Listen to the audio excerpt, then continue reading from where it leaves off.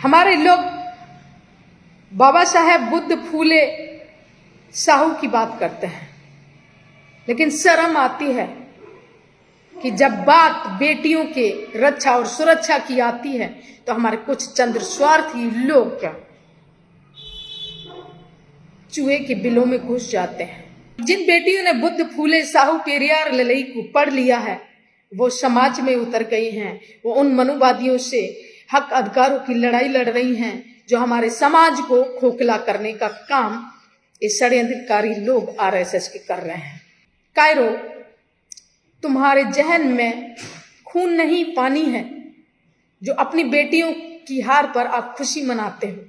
आज अगर रितु प्रोफेसर के साथ जिस तरीके से घटना हुई है वो जातिवाद सोसाइटी शिकार मनुवादियों के द्वारा उस यूनिवर्सिटी कॉलेज में हुई हैं, उनको निकाल दिया गया। जो अन्याय के खिलाफ वो धरने पर 136 दिन से बैठी और मनुवादी सरकार के द्वारा उनको वहां से हटा दिया गया।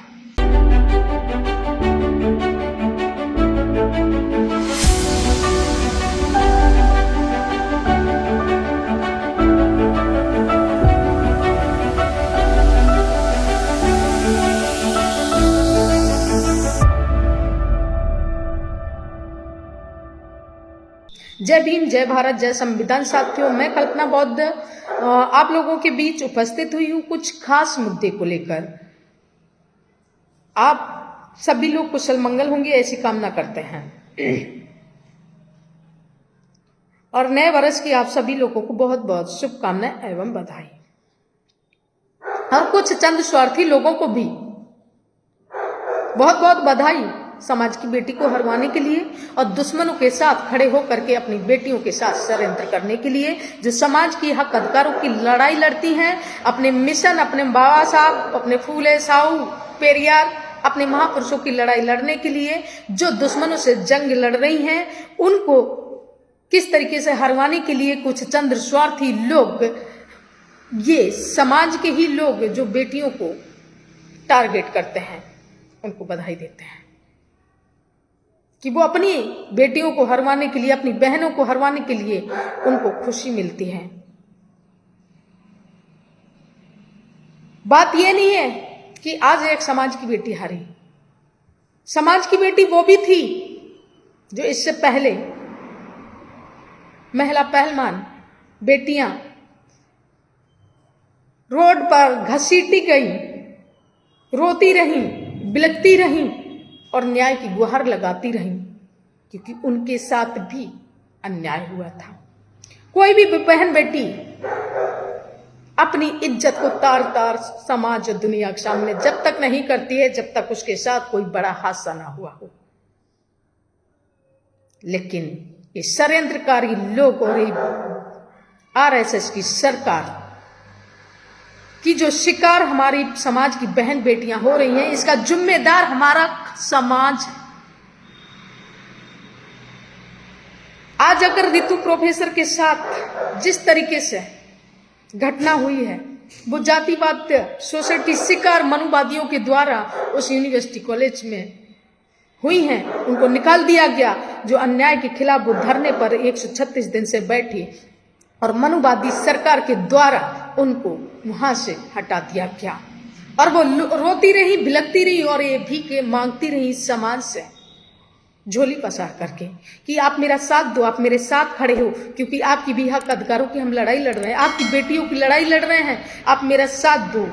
इन्हीं में से कुछ चंद्र स्वार्थी लोग मजे ले रहे हैं, हंस रहे हैं कि कैसे नेता बनने के लिए बैठी,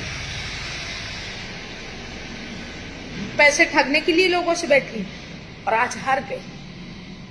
तो कितना खुशी हो रही है लोगों को। कायरो, तुम्हारे जहन में खून नहीं पानी है जो अपनी बेटियों की हार पर आप खुशी मनाते हो। ये बात मैं आज ही नहीं कह रही, मैं ये बात उस दिन भी कह रही थी कि जिस दिन 6 नवंबर को रितु ने यात्रा निकाली थी, उस दिन भी मैंने देखा, वहां मैं थी मौजूद, कि चंद्र स्वार्थी लोग चेहरे चमकाने के लिए एक अन्याय के खिलाफ आंदोलन चल रहा और अन्याय के खिलाफ एक रात दिन संघर्ष कर रही एक बेटी समाज की, और षड्यंत्रकारी लोगों ने उसको राजनीतिक रूप दे दिया आंदोलन को, और अपनी तरह तरह की सलाह दे करके उस आंदोलन को पूरी तरीके से डाइवर्ट कर दिया।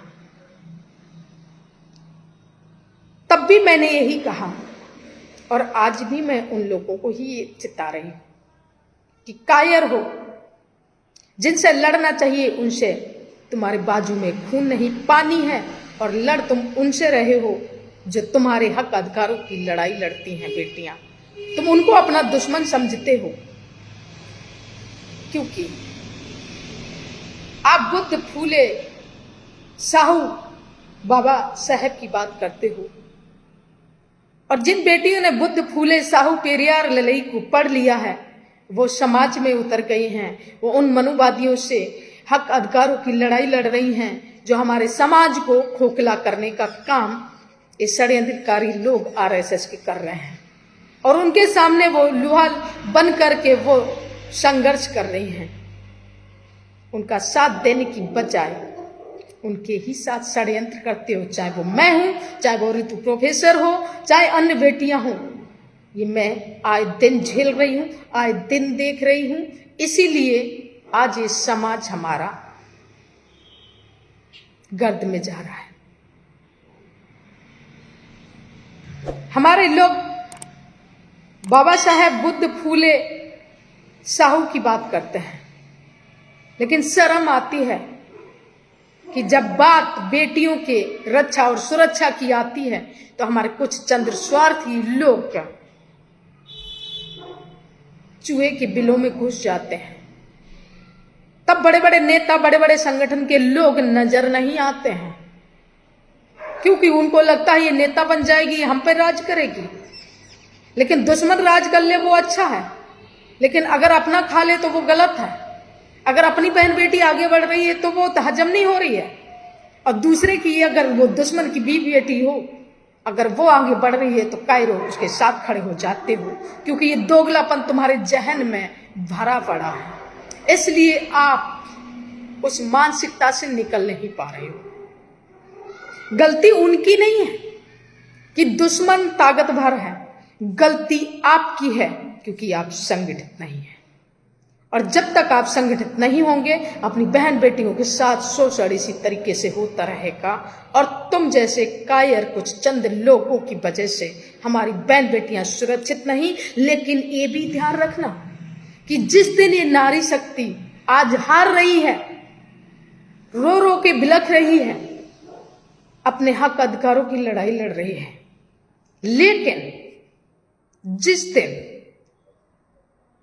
ये नारी शक्ति जाग गई और अपने श्रम का हिसाब मांगेगी ना, उस दिन इन मनुवादियों को भी बता रही हूं और समाज के कुछ चंद्र स्वार्थी नेता और संगठन और अन्य लोगों को भी बता रही हूं कि समाज में पैर रखने की इस देश में जगह नहीं मिलेगी, क्योंकि बहुत जल्द इन नारी शक्ति तुमसे हिसाब लेगी, क्योंकि वो बुद्ध फूले साहू पेरियार ललई को पढ़ रही हैं और हमारी बेटियां लोहा लेकर के आगे बढ़ रही हैं।